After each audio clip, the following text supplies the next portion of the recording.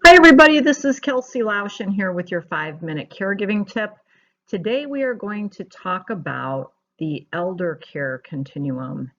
And you may be asking yourself, what is that anyway? So it's a communication tool that I learned about and have used with many clients and caregivers and caregivees.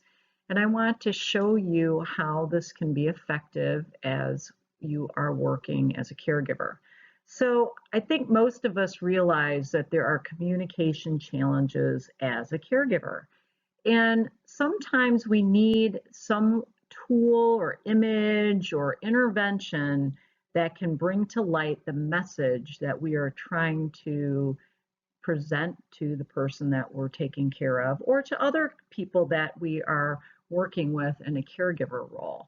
And the elder care continuum is an image that actually is very clear and it helps to explain where a person should be with their care as it aligns with their health conditions or health restrictions. So what do we do with this? Let's look at what this elder care continuum looks like. And I really like using this in all of these different matters, working as a caregiver and with other people. So the first line is the health and ability to functions line. And our goal is to stay as far to the left as possible. Everyone's goal is to stay as far to the left. However, as we get older, and obviously if we have health conditions or medical conditions, cognitive decline, some natural aging processes that occur, we start to experience more limits. And this doesn't necessarily mean that a person can't be independent. It just means that we need to support those limits so that the person can stay independent as long as possible. So when you're looking across that top line, you see no functional limits all the way down to rest in peace. So along that whole continuum itself, there's a lot of different places that a person can progress through. The next line is called Home Sweet Home, and it really is identifying where a person can live, starting out again on that left-hand side with living at home most independently. Then as we progress to the right, along with that limited functioning that we're experiencing, we then adjust the supports. And so maybe we're living at home with assistance, bringing in a home care company or companion care. Maybe a person comes home from the hospital after having surgery and they have to go through rehabilitation.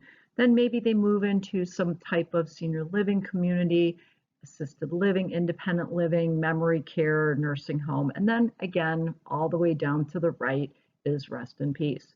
The third category is called cost of care. And again, when we are on the far left, typically we do not have to pay for anything to support us being independent unless we choose to, like a cleaning person to come in or someone that mows our lawn, someone that just shovels the snow, depending upon where you're at.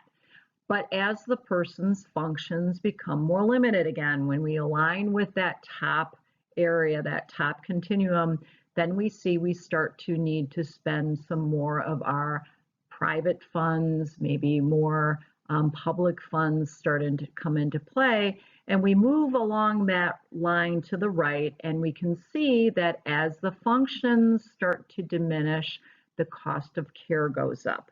So all the way down to the very end where rest in peace, we're no longer paying for anything. The final category is what pays for these. And as I mentioned, there's private funds, but as we move along the care continuum, we notice that there are maybe some other types of benefits that can be available to people. And that's certainly what we try to engage people with is what else can we use to help pay for these services? Because as we can see from the entire care continuum, that the costs will go up as our care needs increase and as our function starts to decline further. So great tool that you can use with your family, your loved ones, those people that you are taking care of or for, and also for other caregivers. So I hope this is helpful today. If I can be of any assistance, please feel free to reach me, and don't forget to subscribe. Thanks. Bye-bye.